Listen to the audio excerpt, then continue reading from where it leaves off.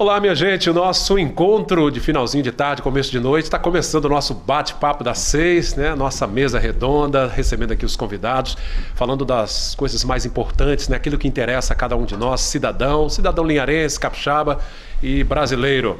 Antes de apresentar o tema desta noite e também, claro, cumprimentar os nossos convidados, nós vamos ver como é que está o trânsito lá fora, as imagens da nossa câmera externa, chovendo, né? Chuviscando agora nesse finalzinho de tarde, já anoitecendo aqui na nossa bela cidade de Linhares. A BR-101, o trânsito fluindo normalmente ali, né? Congestionamentozinho, mas em função do semáforo.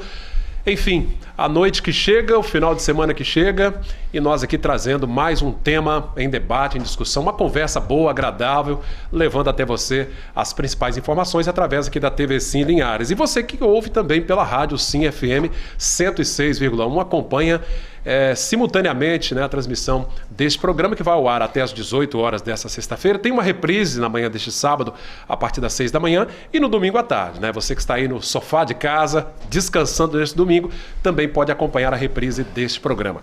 Minha gente, o bate-papo de hoje, nós vamos falar sobre os bastidores de Brasília, né? As políticas que são discutidas lá e o resultado disso aqui na ponta, nos municípios, que é onde tudo acontece, né? Para isso, nós estamos recebendo aqui a presença do deputado federal linharense, capixaba, né? Faz parte da bancada dos nossos 10 deputados capixabas que nos representam lá na Câmara Federal, deputado Felipe Rigoni. Boa noite, deputado. Bem-vindo. Boa noite, Cláudio. Boa noite, Antônio Roberto. Boa noite, Thaís. Boa noite a todos que estão nos assistindo e nos ouvindo através da rádio. É isso aí. Prazer estar aqui.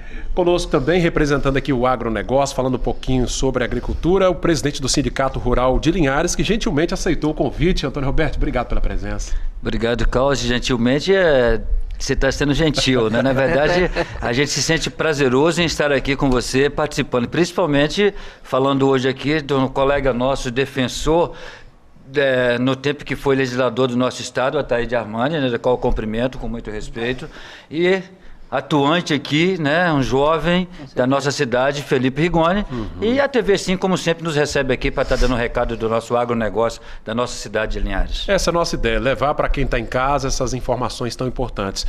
Também, representando o agronegócio, por que não? Porque também é agricultor, lógico. Mas, claro, todo o empresariado de modo geral, Ataíde Armani. Ataíde, boa noite. Boa noite, Cláudio, queria dar uma boa noite a você, boa noite ao nosso deputado Felipe Rigoni, o qual eu tive o prazer de dar o meu voto a ele. Obrigado. E participamos da campanha política dele. Boa noite ao Toninho Roberti, grande representante da agricultura. E boa noite ao povo linharense, né, a todos os funcionários aqui da TV Sim. É um prazer imenso, mais uma vez, podermos estar aqui com vocês. Espero que a gente possa ter um grande programa, no sentido de que o Felipe venha dar uma satisfação do seu mandato, né, desse pequeno espaço que ele teve no seu mandato até agora, que tem muito caminho pela frente. Então, eu acho que é o momento de a gente começar como a gente diz no jargão, começar a apertá-lo no sentido de que ele venha fazer um grande trabalho para a gente lá no Congresso Nacional. Que bacana. Antes de iniciar aqui o bate-papo com o deputado, eu vou pedir o pessoal de casa, você pode mandar também sua pergunta para o deputado Felipe Rigoni, né, para os nossos membros aqui dessa noite, 9989... Deixa eu repetir aqui, bota pra gente, tá lá, tá na tela, né, gente? Me salvaram aqui agora. 996224547. É tanto número pra gravar que às vezes a gente acaba esquecendo, mas tá aí na tela o número do nosso WhatsApp. Pode mandar sua mensagem, a sua pergunta, que eu passo aqui pro deputado Felipe Rigoni, 996224547. Deputado, ainda antes de conversar com o senhor, eu queria que o Bourguignon mostrasse pra gente o anuário, né, do nosso agronegócio capixaba. Acabou de sair do forno, né, Bourguignon?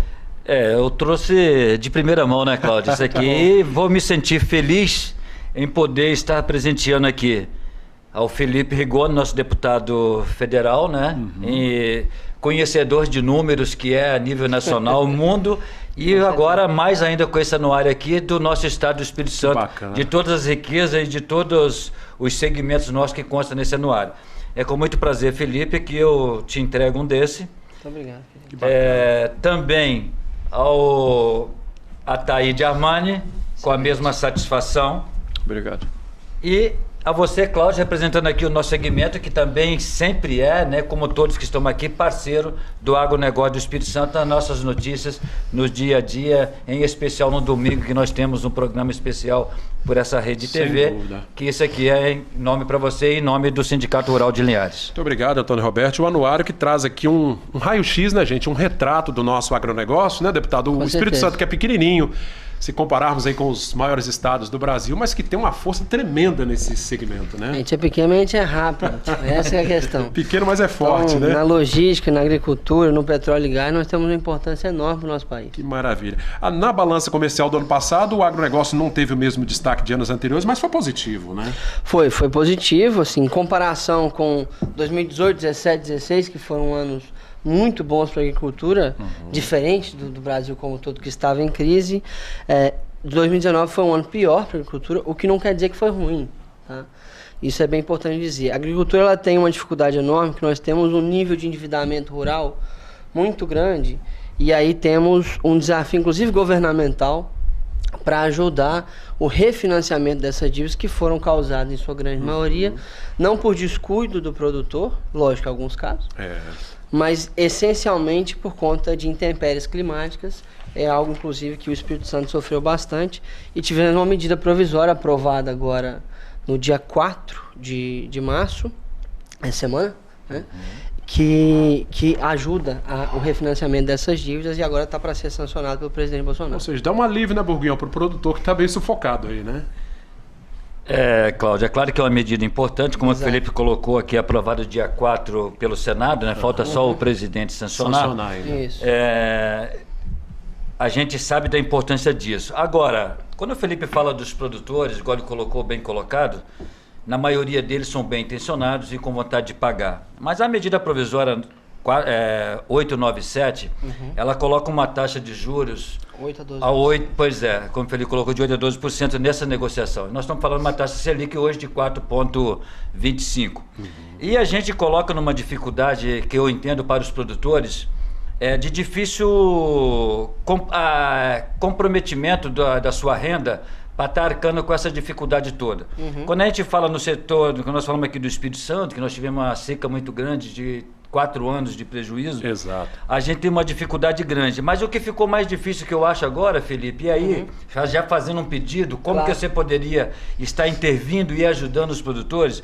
E você que é conhecedor dessa área profundamente, a gente está falando agora de uma garantia que ela era hipotecária e agora não é nada. isso aí. Exato. E que isso quer dizer o seguinte, ela não podia ser parcelada, mas agora pode ser fracionada nas nossas propriedades, só que isso diz que, uma vez que a gente não arcando com esses compromissos, mesmo que ele for por fatores climáticos ou intempéries da natureza, nós já dizemos o seguinte, se eu não paguei, eu já sou dono, porque eu estou averbando a mais da matrícula essa garantia total. Exato. E eu vejo isso com dificuldades e talvez não favorável ao produtor nesse sentido. Eu gostaria, assim, até que o senhor pudesse falar aqui, Claro. se o senhor concorda com isso, ou se o senhor acha que é um problema que a gente pode estar mexendo nisso futuramente e contando com a sua contribuição. Tem uma oportunidade agora que é o possível veto do presidente, né? Ele ainda tem a oportunidade de vetar parte da MP que foi aprovada. Então isso pode ser feito agora nos próximos 15 dias. Então só para explicar para o telespectador, para o ouvinte, o que acontece. O produtor rural, quando está endividado, ele pode renegociar agora a partir da aprovação dessa medida provisória. Mas para renegociar, os bancos, né, que fazem a renegociação precisam de uma garantia. Normalmente essa garantia é o próprio terreno, né? Ou algum outro terreno que ele tenha. Um grande avanço que teve na medida provisória é que ele pode agora dar como garantia uma parte só do terreno, né? Uma fatia desse terreno, coisa que não podia antes. Sim. Isso já ajuda muito. Só que, ao invés de ser uma garantia hipotecária, ou seja, se eu não pagar, o banco toma essa parte do terreno de mim, ela é uma garantia alienatória. Ou seja, até se eu pagar, o banco já toma, né? Com a promessa de possivelmente devolver depois do pagamento dessa dívida. Isso é muito complicado, porque dependendo da situação que nós tivemos seca por muitos anos, Exato. enchente de 2013, Sim, muito bem isso lembrado. prejudicou bastante os produtores. Então, tem muita gente com várias dívidas diferentes, que precisariam fazer algumas renegociações, pelo menos aqui no estado. Então, a gente precisa que seja hipotecário de novo, para que ele possa fazer várias renegociações ao mesmo tempo e consiga retomar a sua atividade rural. Temos uma oportunidade através do veto. Tá? Ótimo. Agora nos próximos 15 dias. Se não, aí é uma nova lei que pode ser proposta também. E como o Felipe colocou, uma vez a gente fazendo essa negociação, a todos que estão ouvindo, a Taíde, Cláudio e o telespectador, o seguinte: nós não temos o crédito bancário mais, quando nós optarmos por essa negociação. Fica sem crédito. Ficamos sem crédito. Isso dificulta. E Felipe, aqui pedindo aqui para você também estar colocando no seu pensamento. A gente sabe que quando a gente faz uma avaliação na área rural, essa área é de 2 para 1. E se eu fiz um investimento, vamos dar um exemplo aqui, eu fiz um investimento aqui de R$1.000. Se a minha propriedade valia 1.000, então ela passou a valer 2, porque eu investi na minha propriedade, né? Além disso, nós temos que botar mais um, então nós teríamos um valor total de 3.000 para estar garantindo R$1.000 do que nós colocamos. Eu também acho que isso não é totalmente coerente quando nós falamos no sistema da agricultura. Um pouco exagerado, né? Isso foi com certeza uma necessidade para conseguir aprovar a MP. Não foi uma coisa muito fácil, já que, infelizmente, a gente tem um sistema bancário muito distorcido, né, que acaba tirando muito mais das pessoas do que deveria na hora de fazer um crédito, de fazer uma renegociação e etc. Mas é algo a se avançar nos próximos meses. Taíde, é difícil imaginar um setor produtivo que esteja sujeito a tantas variações quanto o produtor rural, né? Uma área que está aí, né, suscetível a tantos prejuízos e dificuldades, né? Não tenha dúvida, eu acho que essa questão da agricultura no nosso país, ela tem muito aquém ainda para chegar onde a gente sempre lutou. A questão do seguro agrícola é uma coisa de extrema necessidade.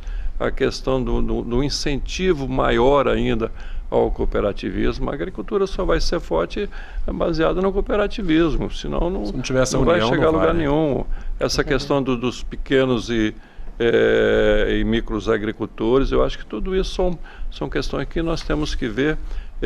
Eu espero que o nosso deputado Felipe ele teve um grande apoio no nosso município de Linhares, no interior e norte do estado do Espírito Santo, e que ele venha estar sendo uma das bandeiras dele lá no Congresso Nacional, também. Essa questão da agricultura, né? Eu acho que é nesse caminho. Eu acho que nós temos uma comissão da agricultura naquela casa, e eu acho que, não sei se o Felipe faz parte dela, mas é uma comissão de suma importância no sentido de que a gente venha estar lutando. O agronegócio é uma coisa que o Brasil depende muito país muito grande, né? Produtivo, altamente produtivo. Foi o agronegócio que segurou o Brasil, o PIB do Brasil, durante a queda enorme que nós tivemos de 2015 a 2018. Vários anos aí, né, Burguinho? Estamos voltando agora, mas foi o agronegócio que nos segurou. E veja, tem uma coisa que a gente precisa ter sempre em mente, que é o seguinte: a agricultura brasileira é a mais competitiva do planeta. Não existe país que faz o que o Brasil faz. Como é que a gente conseguiu fazer isso? Foi ciência. A Embrapa, o Incapé aqui no Espírito Santo, a Embrapi, que é a empresa brasileira de pesquisa industrial e agrícola também, eles têm uma capacidade muito grande de dar novas soluções aos problemas. Né? O que a Embrapa faz no Brasil não tem lugar quase nenhum do mundo que consegue fazer. Então foi a ciência alinhada com políticas, né, muito bem feitas ao longo dos anos, que levou o Brasil a ser, na agricultura, o país mais competitivo do mundo. Isso quer dizer que está tudo certo? Lógico que não, né? Não é à toa que nós temos um endividamento rural muito grande. Então são essas distorções que precisam ser corrigidas. Com certeza. Né? Crédito. Se isso for feito, nós seremos ainda mais competitivos e nos manteremos em primeiro lugar por muito tempo.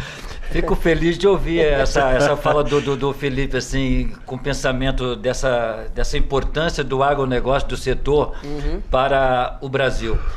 Mas tem hora que a gente sabe, eu, como o Cláudio está aqui, a gente defende a área do agronegócio, da maneira que nós somos colocados diante vamos botar assim, da mídia, para a maioria das pessoas, do malfeitor que nós somos. Eu não consigo concordar com isso, né?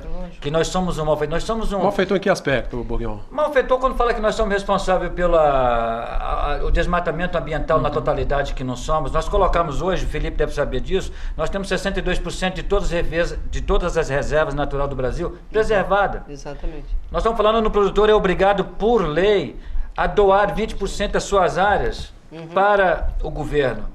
E é obrigado a cuidar disso com responsabilidade total, desses 20%. Sem contar nas outras áreas que você ainda faz nas APPs, nas áreas de proteção que você ainda tem na sua propriedade. E aí colocam pra gente que a gente é malfeitor, que a gente fica Responde criminalmente, inclusive, isso, né? a gente fica envenenando as pessoas, que o Felipe sabe disso, do nosso grau de conhecimento e da ciência que colocou para o Brasil, né? Que não é uma verdade da maneira que coloca. Então, quer dizer, eu fico feliz de estar ouvindo isso aqui hoje dessa maneira. E é importante as pessoas entenderem que hoje o Ministério da Agricultura é mais Ministério do Meio Ambiente do que o Ministério do Meio Ambiente atual. Né? São muitas regulações, né? Hoje o que acontece? Não existe agricultor de importância no Brasil, agricultor sério, que descuida do meio ambiente. Lógico que tem os caras que fazem maus cuidados, que destroem a natureza, etc. Mas isso não é a maioria. Né? A maioria é sustentável, né, Felipe? A maioria Felipe? é sustentável e tem se tornado cada vez mais sustentável. De novo, o que a Embrapa faz é cada vez mais ter novas práticas, novas sementes, novas mudas, etc., que são cada vez mais sustentáveis. Se for pegar ao longo da história, né, numa perspectiva de tempo, a gente tem se tornado cada vez mais sustentável. É lógico que às vezes você corta um ano, como foi 2019, que teve mais desmatamento. Foi por causa do agricultor do Pará? Não. Foi por causa de grileiros, foi por causa de gente ilegal que está fazendo as coisas Que é uma minoria, né? Que é uma minoria, mas faz um estrago. Faz um estrago enorme. Combater ele. Gente, agora, no geral, lógico que a agricultura não é um negócio que destrói a natureza. Isso não é. Bacana. Gente, nós vamos retomar esse assunto, viu, Boguion? Ainda vamos falar É muito sobre importante. agricultura, mas tem muita Nós coisa viemos aqui para falar mais de Brasília, mas eu vi que... Nós vamos falar com o deputado, como disse a Thaís, vamos apertar o deputado aqui. Fique à vontade. Quero agradecer aqui o telespectador, né, parabenizando pelo bate-papo, parabéns, Antônio Roberto, pela fala. Não se identificou, mas enfim, está interagindo. Você também pode mandar o seu WhatsApp no 996224547. Está aí na sua tela, né, o número que você pode mandar a sua mensagem. Deputado, o senhor é muito focado na busca pelo conhecimento, estudou bastante antes, inclusive, de entrar na política, né? Exato. Estudou na Inglaterra. O que foi possível aprender nesse ambiente político, esse ambiente caloroso lá de Brasília, nesse seu primeiro mandato, né? Um ano agora. Um ano, faz um ano e um mês, Uma basicamente. escola, né? É uns 4 doutorados por ano, mais ou menos. Porque veja, lá no Congresso Nacional, você discute o tempo todo sobre todos os temas. O tempo todo eu estou discutindo sobre agricultura, sobre educação, sobre saúde, sobre ciência e tecnologia. E é minha obrigação saber do que eu estou falando. Né? Para que isso aconteça, eu tenho na minha equipe alguns assessores focados em informação. Tem um economista na minha equipe, tem uma pessoa também com mestrado na Universidade de Colômbia, né, nos Estados Unidos, justamente para me munir de informações adequadas. E nós temos uma consultoria na Câmara muito bem qualificada para nos preparar para os debates. E tem duas coisas que eu achei essencial citar, que foram as coisas que eu mais aprendi lá no Congresso. Que é o seguinte, você entrar nos assuntos com base científica, com dado, igual o Antônio Roberto mostrou aqui agora do dado da preservação brasileira, com dado correto, te ajuda muito porque você parte de uma perspectiva verdadeira. Porque tem muita coisa, tem muita gente que fala, Tem muito factoide. tem muito factoide, acaba falando sem saber do que está falando e discute errado. Uma segunda coisa que é super importante é o diálogo. Eu nunca aprendi tanto a ser paciente e a ter o diálogo com pessoas que discordam de mim quanto durante esse ano. O que é algo muito difícil, né? Muito difícil e muito importante, porque a gente não pode acreditar que a gente sempre tem a razão, né? Senão a gente seria o único correto e o resto estava tudo errado. Né? E no Congresso Nacional você é forçado a experimentar isso o tempo inteiro. E as melhores soluções, a gente costuma dizer lá que a melhor lei é aquela que todo mundo ficou insatisfeito. Porque conseguiu, pelo menos, abarcar visões diferentes e passou ali de uma maneira democrática e boa. Então, são esses dois grandes aprendizados. É sempre tratar dos assuntos com evidência científica, isso a gente faz o tempo todo, e ter sempre disposição para o diálogo com as pessoas. Ataíde, você que já atuou também no parlamento, né, na Câmara, na Assembleia Legislativa aqui, esse ambiente, ele requer isso mesmo, essa capacidade de dialogar, de negociar. Não tenha dúvida, eu acho que o parlamentar, acima de qualquer coisa, o próprio nome já diz, parlamentar, ele tem que estar ali no sentido de estar ouvindo, né, e discutindo as coisas em prol da sociedade e principalmente a questão do parlamentar em questão de fiscalização e a questão de legislação. Eu quero mesmo deixar eu tenho umas situações para colocar para o nosso deputado aqui. A primeira, Felipe, eu queria colocar essa questão do BPC, certo? Foi aprovado na comissão agora mista, eu acho que essa semana, essa questão do BPC para a Bolsa Família e também para as pessoas deficientes e aposentadas, né? Essa questão de...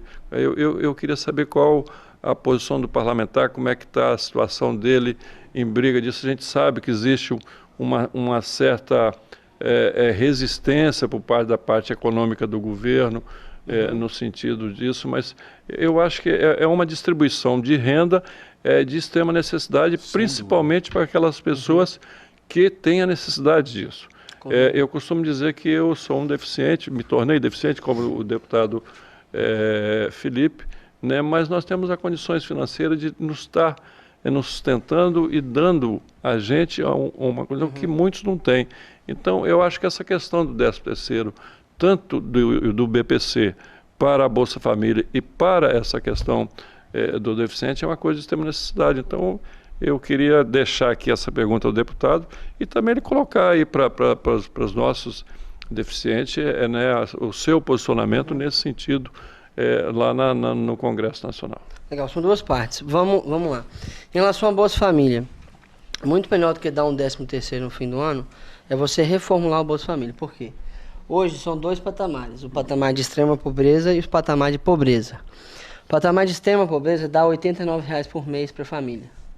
E o de extrema pobreza dá R$ 178. Todas as evidências científicas, nacionais e internacionais, já mostram que a extrema pobreza já passou de R$ 100. Ou seja, está muito defasado. E R$11, vai falar R$11 só, mas R$11 para quem está na extrema pobreza faz muita diferença. E a pobreza já passou de 240. Então, para além dessa comissão especial, Taíde, eu, inclusive, sou autor, junto com vários outros parlamentares, a gente lançou a Agenda de Desenvolvimento Social da Câmara. E a gente tem um projeto de lei que reformula totalmente o Bolsa Família, atualizando os valores, dando um foco central na primeira infância. Hoje nós temos, pessoal, 3,2 milhões de crianças na pobreza fora do Bolsa Família, que não tem nenhum tipo de benefício. E nós vamos incluir essas pessoas com esse projeto. Além disso, nós vamos dar uma porta de saída mais suave. Porque hoje, se a pessoa arruma um emprego, ela perde de uma vez o Bolsa Família. Só que ela pode perder o emprego no mês seguinte. E ela não retorna automaticamente para o Bolsa Família. Então, a gente dá uma suavizada nessa saída do Bolsa Família, o que dá uma segurança maior para essas pessoas. Em relação ao BPC, eu acho que um 13º para o BPC, como foi aprovado, é algo salutar. Tem que ver naturalmente a questão fiscal, se nós temos orçamento para fazer essa mudança. Foi aprovado só na comissão mista, por enquanto, né? Eu não vi a conta exatamente, viu, sobre o BPC especificamente. Mas, mais do que isso ainda, mais do que o BPC, a pessoa com deficiência, ele é importante, nós temos que fazer uma série de políticas públicas para a inclusão produtiva da pessoa com deficiência. Isso é o segundo pilar da Agenda de Desenvolvimento Social que a gente lançou. Isso inclui você melhorar o auxílio inclusão, ou seja, aquele auxílio que o governo dá para a pessoa com deficiência continuar no emprego, melhorar a capacitação profissional das pessoas com deficiência, porque hoje nós estamos cheios de deficientes sem emprego e cheios de empresas tomando multa, porque não tem deficiente nela. Qual é o problema? Capacitação. Então a gente vai precisar fazer isso, inclusive eu serei relator de uma lei, a 6159, que veio de uma maneira errada, mas a gente vai fazer as modificações necessárias para fazer essa inclusão produtiva e não resolver, mas melhorar muito a inclusão das pessoas com deficiência no mercado de trabalho. Deputado, o governo não pesou a mão não, né, na mexida desses benefícios, porque houve cortes aí severos, não? Houve cortes severos, mas veja, a reforma da Previdência, primeiro que o BPC não foi modificado. Está fora, inclusive a emenda minha também sobre isso. A reforma da Previdência ela foi 15 vezes mais dura, você pôr na ponta do lápis. Ela foi 15 vezes mais dura com o servidor público que ganha mais do que o teto do INSS, do que com as pessoas que estão no RGPS, que é o regime geral, com o trabalhador do setor privado. 15 vezes mais dura. Você põe na ponta do lápis, o tanto que cada um perdeu, entre aspas, é 15 vezes mais para quem ganha acima de 6 mil reais, que é basicamente o servidor público que está acima do RGPS. Isso é muito importante saber. Porque a reforma da Previdência é uma reforma dura para todo mundo, não tem jeito. E não dá para a população... Nós precisamos dela, né? Se a gente não fizesse, esse 1,1% de crescimento do PIB ia ser 0,3%. Então já representou... Já tem um resultado Já tem um disso, resultado, então? então? Tem um resultado disso por quê? A reforma da Previdência, ela permitiu uma expectativa de solvência do governo. Porque sem a reforma da Previdência a gente está quebrado já. Mas a gente ia quebrar 100% nos próximos 5 anos. Com ela, a gente deu alguns passos para fora do abismo. E aí o reflexo... Tem algumas coisas, várias coisas que a gente precisa fazer a mais, como a reforma administrativa, como a reforma dos privilégios, que custou muito caro para o Brasil. Tem uma conta, Cláudio, que a gente fez lá, só com férias estendidas de juízes e outros cargos no judiciário, nós gastamos por ano 4 bilhões de reais. Aliás, o senhor falou de um benefício lá que eu fiquei de cabelo em pé, porque eu nunca tinha ouvido falar. O pós-morte do servidor. Tem algumas distorções. De alguns servidores. Tem algumas distorções muito grandes no governo federal. Que é o seguinte, é a promoção automática pós-morte. Promoção automática pós-morte. O cara morreu, tem uma promoção. Tipo assim, você é servidor público federal, não são todas as carreiras que tem isso, alguns têm. Você morre, aí a sua família vai ganhar a pensão. Ok, até aí tá justo. Mas aí você é promovido a anjo. E a família ganha um aumento aqui embaixo. Que coisa. Isso não faz sentido nenhum. E tá cheio dessas coisas no governo federal. A gente fez uma conta, assim, bem por alto, que o governo federal deve gastar por ano de 12 a 15 bilhões de reais com esse tipo de distorção. Por isso que a conta não fecha. Com esses poucos, aproveitando Essa é uma das grandes razões que a conta não fecha. Não vai fechar. Esse ano, 2020, nós temos de investimento total do governo federal 19,4 bilhões. Com essas coisas, nós gastamos de 12 a 15. Dá para quase dobrar, entendeu? Gente, então nós precisamos fazer um rápido intervalo. Nós já vamos voltar. O papo tá muito bacana. Vamos voltar para o segundo bloco. Eu quero agradecer a Marina Mafra, que mandou aqui um forte abraço, viu, Bourguignon? Falando aqui sobre a pauta da agricultura. Marina. Obrigado, Marina. Obrigado aí pela participação. Marina. Bom, nós estamos também em transmissão simultânea pela rádio Sim FM 106,1, né? Você que acompanha pela rádio aí. Esse programa, como eu disse, tem reprise neste sábado pela manhã, domingo à tarde. E você, claro, mande aí o seu recado, participe conosco, 99622-4547. Bate-papo das 6, volta já.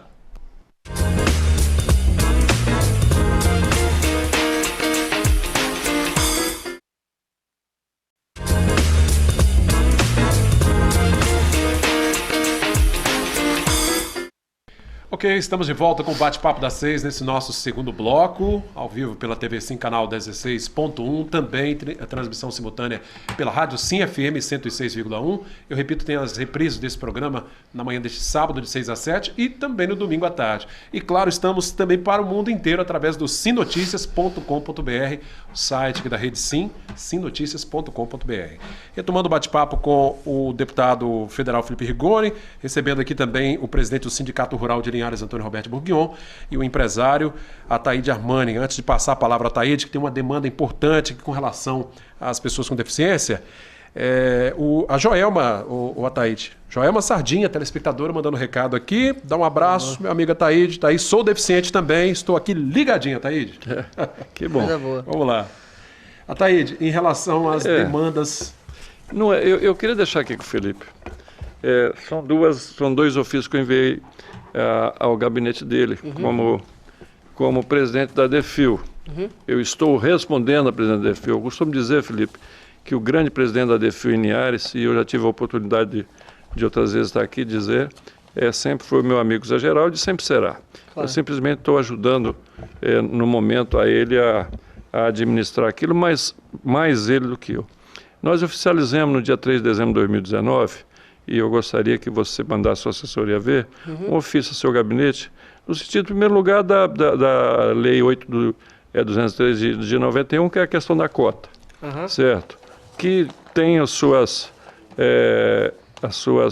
questiúnculas hoje no Congresso. E a lei que foi mandada, uma proposta, foi mandada agora ao Congresso Nacional, de lei de 6.195 de 2019, uma proposta de lei no qual, no lugar de você contratar, você esteja substituindo essa contratação no sentido de que se pague 2 salários mínimos mensal. Eu queria saber o posicionamento do deputado. O outro deputado, eu queria que o senhor deixasse também, foi um pedido da associação.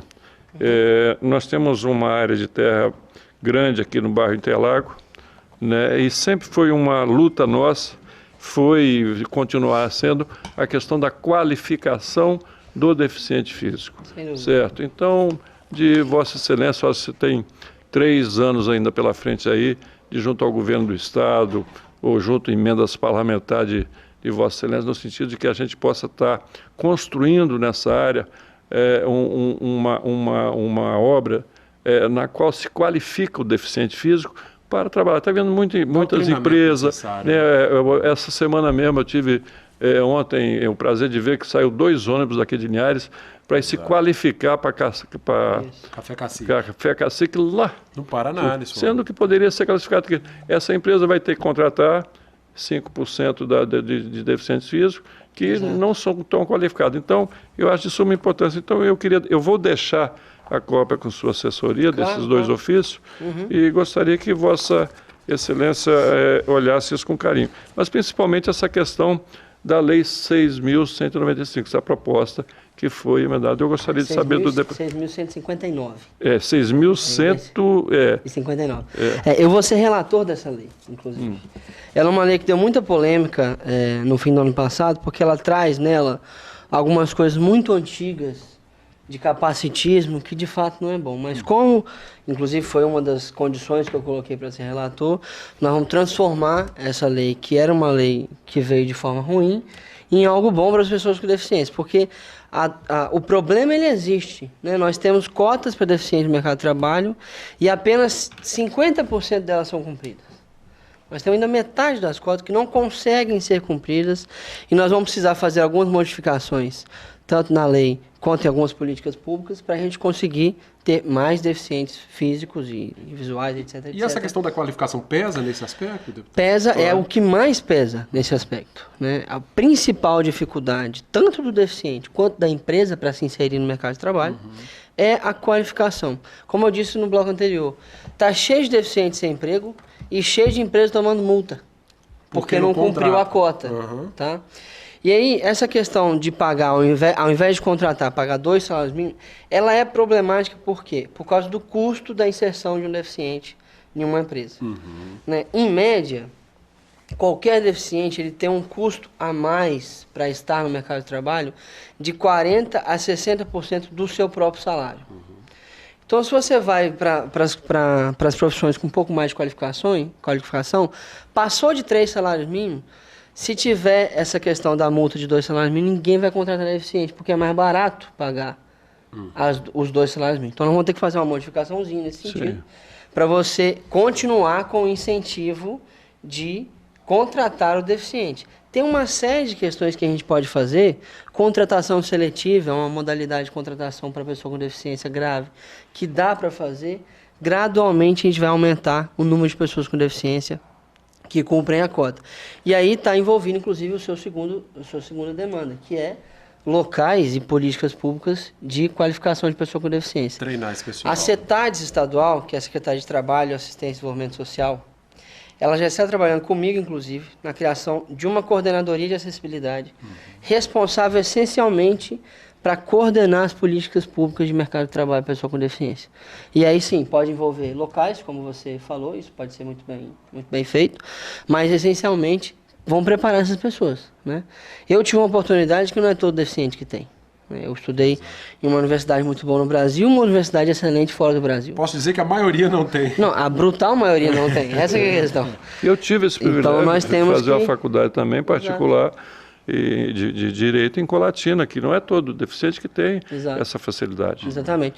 Então nós vamos ter que fazer políticas públicas que incluam essas pessoas, primeiro, para se capacitarem e aí gradualmente para se inserir no mercado de trabalho. Ô Burguignon, aquela velha história, né? No Brasil a gente tem essa inversão, né? A lei é criada para dar o acesso, mas não se prepara primeiro, ou seja, coloca a lei de que obriga, que tem que contratar, mas aí não coloca como é que isso vai ser colocado em prática, né? Na verdade, a gente tem isso em todos os segmentos. No agronegócio não é diferente. A gente tem leis assim que você não consegue cumpri-las e elas são exigidas. E aí você é passivo de multa de vários segmentos, né? Eu queria aproveitar esse momento e falar, quando o Felipe falou até de polêmica, né, das leis que elas são colocadas, a gente vê a transparência da seriedade do Felipe, né, nesse jovem que está aqui, e disputando com um universo de pessoas igual já está há muito tempo na Câmara dos Deputados.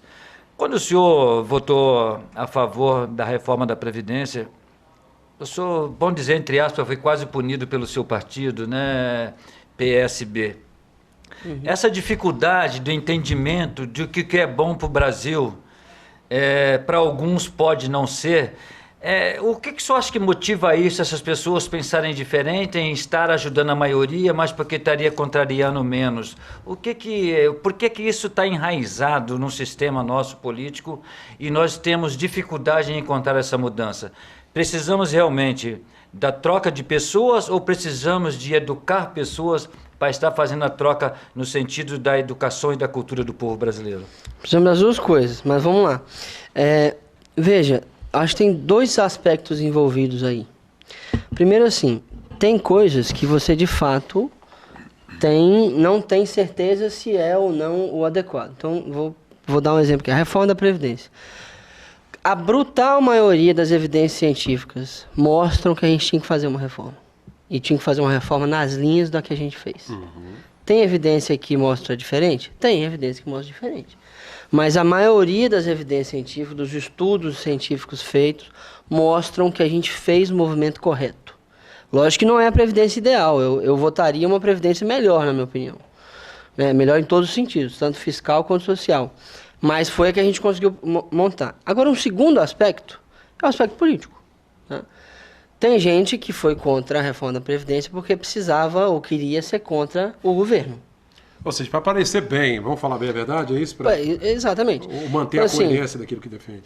Eu não vou ser contra ou ser a favor de alguma coisa porque foi o governo ou não que enviou. Ou porque o partido queria. Exato. Veja, se o presidente Jair Bolsonaro mandar um negócio muito bom, eu vou votar a favor e vou lutar a favor desse negócio. Como foi a reforma da Previdência. Fui punido pelo meu partido por conta disso. Se mandar um negócio ruim, eu vou ser contra, não tem problema nenhum, entendeu? Aliás, então, assim, isso tudo depende, naturalmente, de como a gente lida com o nosso comportamento político. Aliás, deputado, eu tenho visto que o senhor assim, tem sido crítico, mas tem sido defensor também de muitas das propostas do governo lá, né? Claro. A questão da reforma da Previdência. Né? O senhor tem elogiado, inclusive, o trabalho feito no Ministério da Agricultura, da Infraestrutura, mas Economia e Minas e Energia. Tem pesado a mão na educação. O que tem... Minas e Energia é importante, eu quero tocar depois no assunto com o Felipe. Não, o tempo que adiantar, porque são muitos assuntos e o tempo é curto. Mas eu vejo que o senhor é um crítico severo do ministro da Educação. Veja, é porque ele não fez nada. É por isso que eu sou um crítico severo dele. E não é dele, eu não tenho nada contra a pessoa do Abraham Weintraub. Né? Não é pessoal. Eu só avalio o profissional que está como ministro da Educação nesse momento. Para você ter uma ideia de tudo que foi planejado de investimento na educação no ano de 2019, só 14% foi feito. É, muito aquém. Numa perspectiva histórica, isso é 5 vezes menos do que é normalmente feito. Na alfabetização, para o orçamento da alfabetização no ano de 2019, menos de 1% foi executado. Absolutamente nada em alfabetização foi feito em 2019. Na educação básica inteira, pouco mais de 1% foi executado. Então não tem como eu ser a favor de um ministro assim. Agora você pega o ministro da Infraestrutura, que é o Tarcísio de Freitas, estive com ele ontem, inclusive. É um técnico mesmo. O cara é um gênio. Desculpa a palavra exagerada, mas ele é realmente muito bom. Ele executa as coisas e a melhor coisa dele é o seguinte: ele não fica fazendo alarde daquilo que ele faz. Quando você vai ver, ele já fez um monte de concessão, está cheio de projetos prontos para ser feito. O sucesso está acontecendo. O sucesso está acontecendo. Nós estamos hoje com o maior programa de concessões e privatizações de ativos de infraestrutura do planeta. O nível de investimento que ele está preparando para entrar no Brasil é cerca de 30, 40 bilhões de reais por ano. E o que o senhor vê desse discurso que muitos dizem, porque estão vendendo o Brasil? Isso é muito Não, mas a favor eu das queria reformas. também, Cláudio, fazer uma pergunta ao Felipe aí. Eu estou entendendo e defendo até esse posicionamento que ele está colocando. Agora, o que seria ideal para a educação? Um Haddad, certo? Ou o atual? Porque o Haddad demonstrou lá na educação que se gastou muito dinheiro, nunca se gastou tanta educação como no governo Lula e no governo Dilma, certo? Mas se gastou mal. Hoje nós temos as faculdades federais extremamente ideológicas, certo? E pessoas que vão sair com o diploma de dentro da faculdade sem estar nem sabendo redigir uma redação, certo?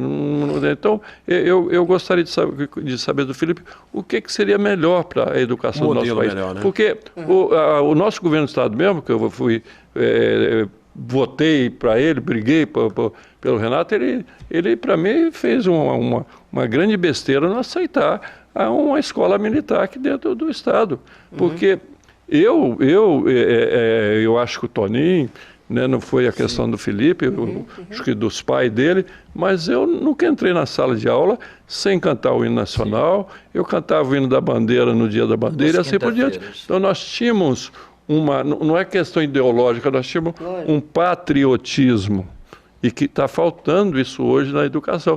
Então, entre um Haddad, certo, e um mau ministro, mas que seja honesto, eu prefiro esse mau ministro que seja honesto, mas não um Haddad que foi desonesto, ladrão. Entre essas duas escolhas, entre o Haddad e esse ministro, eu demito os dois. Essa é a questão. Que bom, deputado, você está pensando. Está cheio de gente qualificada no Brasil. Está cheio de gente qualificada no Brasil. Eu te dou alguns nomes aqui. Cláudia Costin é uma das maiores pesquisadoras em educação do Brasil, foi secretária de Educação do Rio e de São Paulo, teve resultados incríveis. Priscila Cruz é presidente do Todos pela Educação, também tem um conhecimento absurdo sobre educação no país. O Mozart Neves, que foi inclusive considerado para ser ministro do Bolsonaro e foi vetado por parte do governo. Foi secretário de Educação de Pernambuco e teve resultados incríveis. Então, assim, nós não estamos entre o céu e o inferno. No meio dessas coisas tem um monte de gente super qualificada, que não é de esquerda, que não precisa ser também, porque o Bolsonaro foi eleito legitimamente para fazer esse tipo de política, mas tem que executar as coisas. E eu espero, Felipe, que como torcedor do governo Bolsonaro, que ele venha a enxergar essas pessoas. Sabe por quê? Porque não vai a lugar nenhum sem uma boa educação. Não vai, essa é a questão. E aí você comentou só um detalhe sobre a questão das cívico-militares aqui no Espírito Santo. A escola cívico-militar, ela dá mais resultado que a escola comum? Ela dá. Só que ela é 5 vezes mais cara. Nós temos um modelo que já é muito melhor, que é o modelo de escola integral, tempo integral, que é feito em Pernambuco, e aqui no estado nós já estamos com 62 escolas, isso vai dobrar. É o Escola Viva. Que era o Escola Vida, agora o nome não importa, mudou. Que é a escola de tempo integral, no fim das contas. É um modelo mais barato e que dá muito mais resultado. Levou o Espírito Santo do 14º, se eu não me engano, para o primeiro lugar, no IDEB, ensino médio. Então, assim, nós temos um modelo já melhor do que esse. Então não foi um erro não trazer a escola cívico-militar, e cantar o hino nacional também cantava, pode ser feito em qualquer escola, não tem problema. Deixa eu passar aqui. Só respondendo. Quer dizer que então seria uma boa o nosso presidente Bolsonaro levar o nosso ex-secretário de Educação, professor Haroldo, então, para o Ministério. Seria ótimo. Se com certeza. Isso, eu ia bater palma. Meu amigo também acho que seria. Vamos lá, deputado. Você falou assim, estão vendendo no Brasil. Olha, todo lugar do mundo pede ajuda para o exterior para investir dentro dele. Todos os lugares do mundo. Todos. O mundo não é uma separação entre nós e o resto que é tudo mal. Entendeu? Não tem isso. Se você dá as regulações corretas, mediante a lei correta no nosso país, é lógico, os contratos têm que estar muito claros, e estão agora no Ministério da Infraestrutura, pode ser investidor de qualquer lugar, que vai dar certo, vai trazer ganho para o Brasil e para o mundo também. Porque o Brasil está inserido nele. Maravilha. Gente, antes de irmos para o intervalo, quero agradecer aqui. Olha que o tempo realmente não nos favorece, né? Passa muito rápido. Deputado, dentro desse assunto, Ataídes, que você falou da pessoa com deficiência, o Zé Geraldo faz uma ponderação, que ele diz o seguinte: o discurso de que o deficiente não tem qualificação não cabe mais hoje. Temos o deficiente qualificado sim, mas as empresas só oferecem vagas para produção, né, os serviços de produção. Você encaminha um deficiente com curso superior para a empresa e eles não ligam para passar por entrevista. Eles colocam o camarada lá Isso numa é função... muito verdade. E por isso que é importante as cotas. Você acha que é um preconceito também nesse sentido, nesse aspecto? Com certeza. Porque isso é uma barreira atitudinal e cultural que nós temos que enfrentar também. Achar que o deficiente não é capaz. É nesse... Incorrer no capacitismo. Achar que porque eu sou cego, eu não consigo ler alguma coisa. É óbvio que eu consigo. Só que de maneira diferente. Eu pego meu celular e ele lê tudo para mim. Porque eu sou cego, eu não consigo fazer alguma coisa manual. Consigo com certas adaptações. Mais um tópico para o projeto, né? Com certeza, inclusive tem partes do projeto que falam sobre isso. Então, assim, existem muitos deficientes qualificados e é por isso que as cotas são importantes. Então, a gente está falando que assim, a cota ela não é cumprida, mas a gente não pode esquecer que 50% é cumprido. E isso é um avanço enorme para o nosso país. Não, sem dúvida. Tem muitos deficientes que estão empregados e nós precisamos fazer cada vez mais política para incentivar as empresas a fazer isso. A questão da qualificação, ela é de suma importância, por isso que eu não sei, eu estou levantando a questão aqui que eu não tenho certeza, mas desses dois veículos, 2 ônibus que foi com funcionários para se qualificar lá para Café Cacique, eu não acho que foram deficientes, eu não sei. Provavelmente não. Provavelmente não foi, você está entendendo? Esse que é o problema. Que seria a obrigação da própria empresa, se está levar também os 5% deficiente para qualificar também, e não é levado. Com certeza. Tá aí, é a inclusão, né, gente? Nós vamos para o rápido intervalo, nosso bate-papo volta trazendo o último bloco do bate-papo das 6 hoje, recebendo o deputado federal Felipe Rigoni, convidados também o presidente do Sindicato Rural de Linhares, Antônio Roberto Bourguignon, e o empresário Ataíde Armani. Nós já voltamos.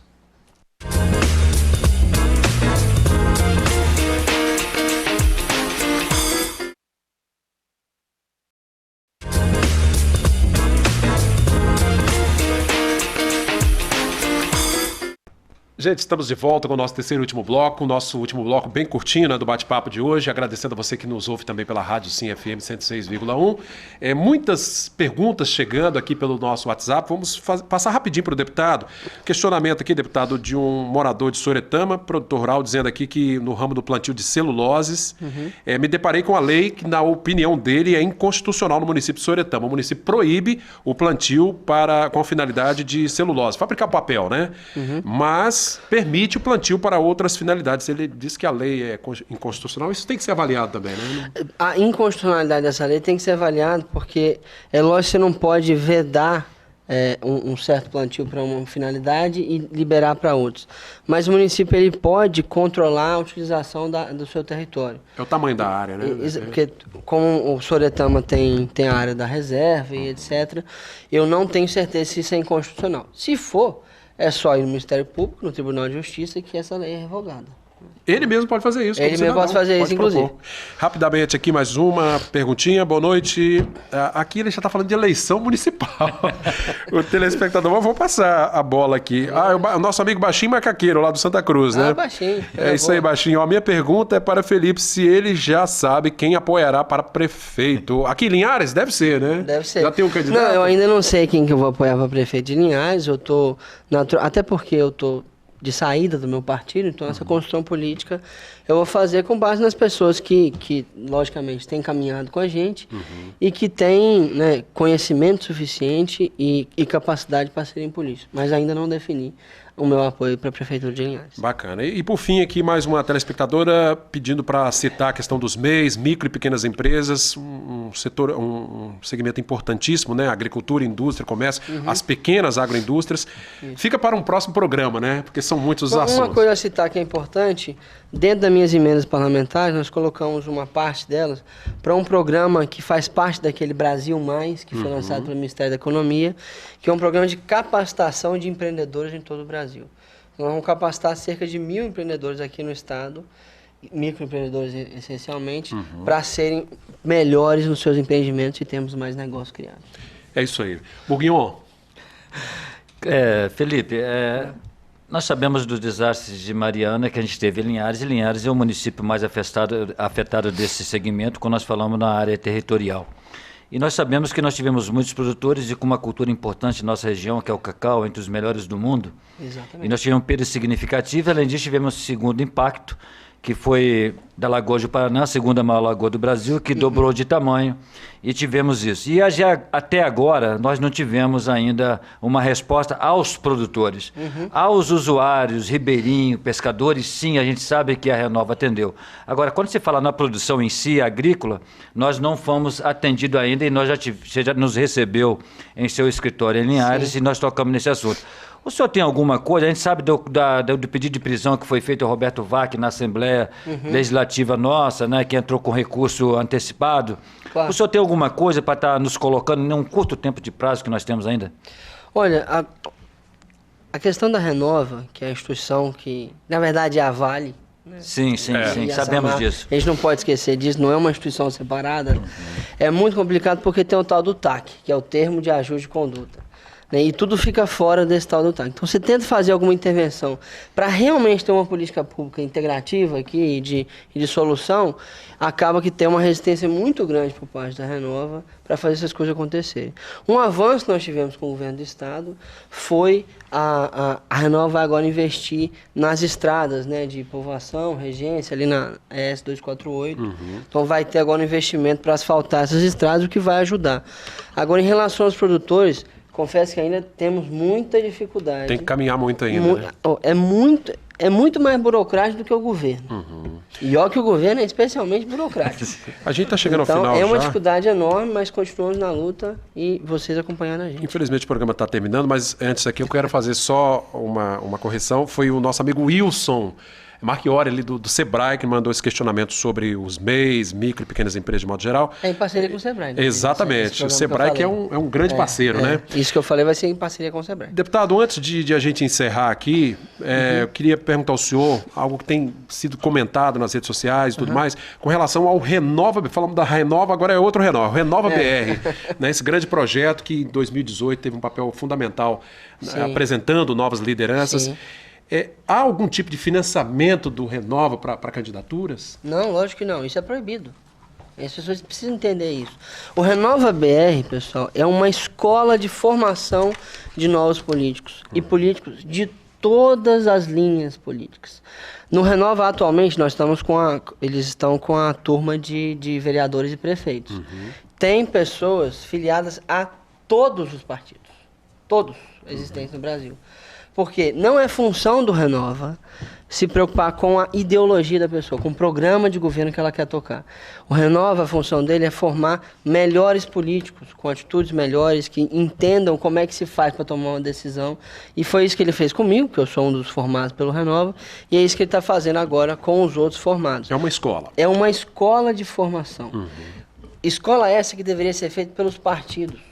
Se os partidos fizessem a formação política pelas quais eles têm a obrigação constitucional de fazer, mas não fazem, o Renova não é necessário. Mas como todos os partidos são ruins, o meu, de todo mundo, o Renova ocupa esse espaço, formando novos políticos e bons políticos, independente da linha, se é esquerda, direita, centro, que eles estejam. Então é uma escola de formação e não um instituto de financiamento. Maravilha, gente. O programa está terminando, só citando aqui a agenda, o resumo aqui da semana do deputado Felipe Rigoni, convidado a palestrar em Harvard sobre desigualdade social. Quando vai ser essa? Vai ser no dia 3 de abril, vai ser na Brasil Conference, que é a maior conferência sobre o Brasil que nós temos fora do Brasil, e eu vou falar sobre desigualdade, vai ser muito legal. Tá joia. A questão do orçamento impositivo, eu sei que o senhor votou contra, né? O veto lá do... Eu votei a favor do veto, perdão. Contra a barganha que estava acontecendo. O veto 52, a gente precisava falar desse assunto, né?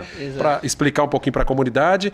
Em termos de emendas, deputado, o que o senhor tem de previsão aqui para o Espírito Santo? Tem alguma... O que o senhor pode compartilhar? As nossas emendas parlamentares, como todos já sabem, elas são feitas através de um edital. Então o edital foi lançado em junho desse ano, tivemos 550 projetos que foram enviados para nós. Quem enviou pode estar... Quem enviou o projeto pode concorrer. Então, 550 projetos, 31 chegaram na final, 17 projetos foram os ganhadores na final das nossas emendas. Tem projeto de Linhares de todo lugar, em todas as áreas possíveis. Eu fiquei muito orgulhoso que tem projetos muito bem feitos que foram enviados pelas pessoas que ganharam nossas emendas. É isso aí, gente. Tem que enviar o projeto, né? Nós fazemos. Eu não faço com base lá e pedir, eu vou e eu troco e dou. Não. A gente faz com base no edital técnico e, no fim das contas, quem decide é as pessoas. vai lá no meu aplicativo e vota. Foi as pessoas que votaram nesses 17 projetos, não fui eu. Quero agradecer muito aqui a presença do deputado federal Felipe Rigoni. Viu que o nosso tempo foi curto, deputado, mas em outra oportunidade poderemos... Com certeza, só chamar que a gente vai. Muito obrigado, com muito prazer. Agradeço também aos nossos companheiros aqui de bancada. Bourguignon, mais uma vez, obrigado, viu? Obrigado, Cláudio. Obrigado à TV Sim. Obrigado, Felipe. Aqui essa oportunidade de estarmos juntos aqui. Como você falou, o tempo passa muito rápido. Nem parece que estamos aqui uma hora. Foi né? pequena. Obrigado, Ataíde. Foi um prazer estar aqui junto. E obrigado a todos que estão aqui nos prestigiando e nos assistindo. Ataíde Armani, obrigado, Ataíde. Obrigado, Cláudio. Obrigado, deputado Felipe, ao Toninho, ao Giovanni aí pelo convite. Foi um prazer mais uma vez estar aqui. E torno a repetir, espero que nosso deputado faça um bom trabalho em Brasília. Eu acho que nós estamos precisando de bons políticos. Né? Tá joia. E só fazer um pedido. Aqueles que ainda não nos acompanham, baixem o nosso aplicativo, que chama Nosso Mandato. E lá você consegue acompanhar de perto todas as votações, todas as opiniões, está tudo lá. E a gente tem vários mecanismos de ouvir as pessoas também pelo aplicativo. Só acessar a Play Store aí, Nosso Mandato. Nosso Mandato. Nosso Mandato. E as redes sociais do deputado Felipe Rigoni também. Exatamente. Deputado, vamos dar uma notícia boa aqui para o empresariado. Essa reforma tributária, reforma, por exemplo, da administrativa. Será que passa esse ano? Sai alguma coisa? Reforma tributária. O governo não enviou a sua reforma tributária. Não chegou o projeto ainda. Não chegou o projeto. Ele só tinha aquela questão da CPMF, mas nós estamos fazendo a nossa, né? Acabou de ser criada a comissão mista entre Senado e Câmara. Tem vários projetos na mesa. É uma reforma muito difícil de fazer, porque cada um tem uma para fazer. Imagino. São muitos detalhes, tem muita isenção tributária no Brasil, então para equalizar isso vai demorar. Mas eu acredito que até o fim do ano nós temos uma reforma tributária aprovada no Congresso Nacional. Tomara Deus, o país precisa andar. Muito. É a principal reforma para a retomada da competitividade brasileira. E a reforma administrativa é prerrogativa do Poder Executivo enviar. A gente não pode fazer uma nossa. Exato. Então, o governo ainda não enviou para o Congresso. Estamos esperando. Assim que enviar, nós discutiremos. E eu quero retomar um negócio aqui. Todos os projetos prioritários que o governo enviou no ano passado foram aprovados. Que bacana. E esse ano também será assim. E o governo que é o maior interessado em mandar esse projeto para a Câmara o quanto antes. Gente, obrigado. Nosso tempo já está esgotado. Eu agradeço a sua companhia. Tem reprise, eu repito, nesse sábado pela manhã desse programa, de 6 às 7 da manhã, domingo à tarde também. E acompanhe nossas redes sociais. Obrigado pela sua audiência. Bom final de semana. TV Cine Linhares, seu canal local.